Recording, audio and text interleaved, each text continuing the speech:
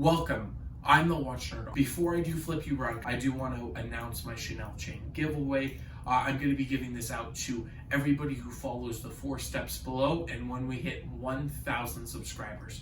So once we hit that, I'll do a giveaway video. It will be completely random. Doesn't matter wherever you are in the world, this will be given to you. Now jumping right into it, flipping ourselves around, I want to make this a quicker video. I have reviewed this Tudor. It was a while back on my video, so it was a little bit more shaky. It wasn't as good as I have it now. So hopefully, if you actually like the review on this and wanted to see a little more images, I will let you see that. So I can't actually compare the watch without having the Rolex Datejust. I get that these two watches are very different, but there are styles with the Rolex Datejust that are exactly the same. This is a coin-etched bezel.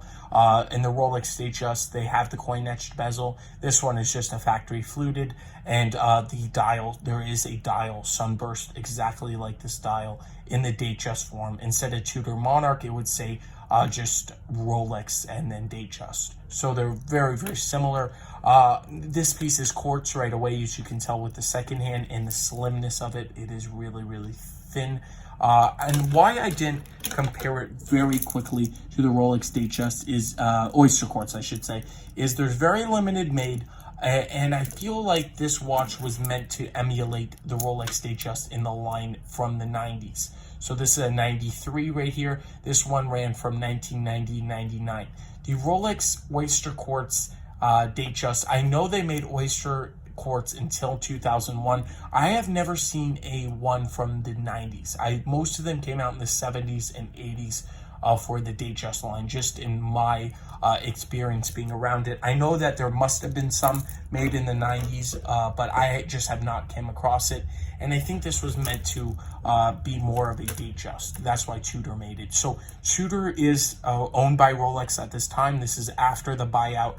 It's a really beautiful watch here on the right. Now the Datejust is a classic, but you're also going to be having to pay at least double. This watch in our shop, it goes for around 800, but with there's no box and papers. With box and papers, I've seen it go up to 15. I think that's a relatively market value. Now on the Datejust, this will range between 4,500 and 55, sometimes 6,000, depending on the dial variation, fluted bezel, that matters, depending on everything. Basically, condition is a huge part. Has it been serviced? Who serviced it? And how long has it been since the service? These all are questions to ask your dealer. Please trust your dealer, especially with the Rolex Datejust. The Tudor, of course, you should trust your dealer too, but this one you're not going to be as burned if you actually buy a Rolex Datejust and you find out the movement's a little iffy or something, because that could be a major issue in the future.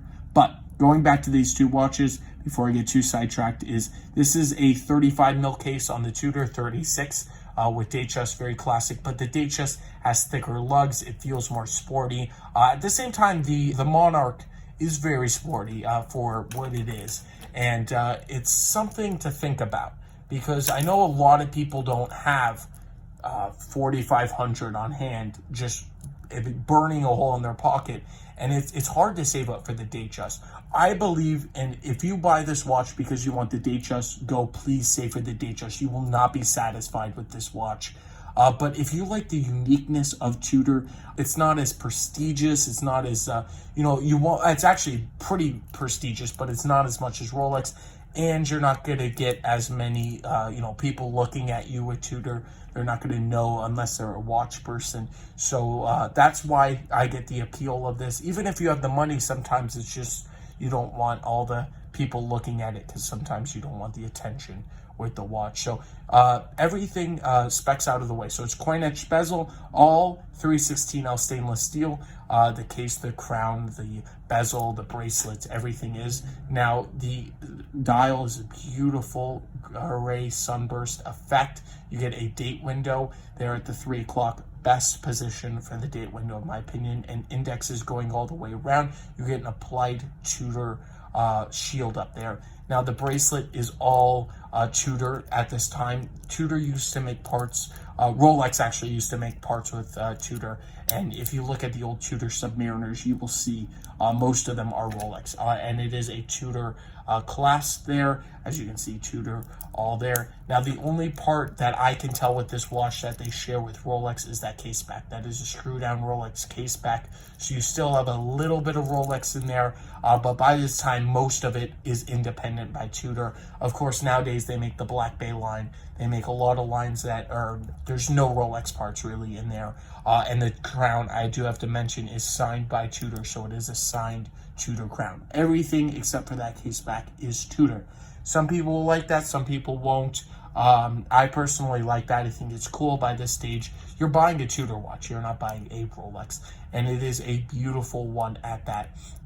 The slimness makes it go on any wrist very easy. Now, if you're wearing if you have a big wrist, I don't know, it might be some trouble putting it on. But at the same time, I think if you want to be a little understated, a little bit classy on the wrist, this is a beautiful piece, and you can't go wrong with this piece. Now, if you get sick of it, you can always trade it in, but that's the real issue here. With the Rolex Datejust, you will get most, or if not all, your value back. On the Tudor, you should find a good deal. Hopefully you can sell it on to the next Tudor lover, because it's a great watch, but at the same time, it doesn't have the brand recognition as Rolex, even though they are owned by the same company. The Datejust on the wrist does feel bigger, and I think if you put them, I did both wristlets, you can tell that the Rolex Datejust is bigger feeling. Also, the Rolex has the Cyclops, which is pretty much iconic with Rolex and everything, but that's really, if you want the look and feel and aesthetic of a Rolex, buy the Rolex. You're not going to get that with Tudor. But if you want an understated, classy, and beautiful timepiece, then I think this is a great, versatile, everyday piece for somebody to buy. And I really truly think that. Now, at the same time, if you don't mind putting an ETA on your wrist, that's probably the biggest issue. And I sound like a salesman today with this comparison, but I promise you I'm not trying to rush either one of these watches down your throat. That's not what I'm doing. I just want to show you the difference in just the quality and craftsmanship, because there is a lot of quality and craftsmanship with both of these brands. So I would love to know your opinions down in the comments below. I just want to show you my quick wristwatch check. I did a review on this, but I definitely want to do some more videos on it. It is the 1675 Rolex Gmt Master.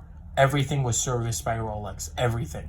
The bezel, it is a Rolex bezel, but it has been serviced, everything, the movement. So somebody took it in and they just Rolex serviced everything. So great watch though.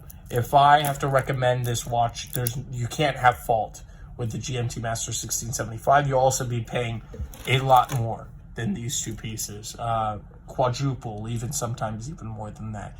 But great watch I have on today. So I would love to know your opinions. Which one would you choose? Or I think if you like quartz and you have the money for it, save up a bit more, because it is a lot more expensive, but that is a great opportunity right now in the market. People are not really recognizing for what this watch has, what it carries, what just the entire story with Rolex and quartz is a beautiful story. And I will talk about that exclusively in one video later on. So if you want to learn a little bit more about the oyster quartz, I recommend sticking around and following the channel. So if you want to get the Chanel chain giveaway, there's the 4 steps down in the description below. I want to thank you all for watching. If you enjoyed this video, I would love to know it in the comments. If you want me to go on something specific next time and do something, a certain review, I would love to hear that also in the comments down below. I want to thank you all for watching, and I will definitely catch you in the next one. Have a fantastic day.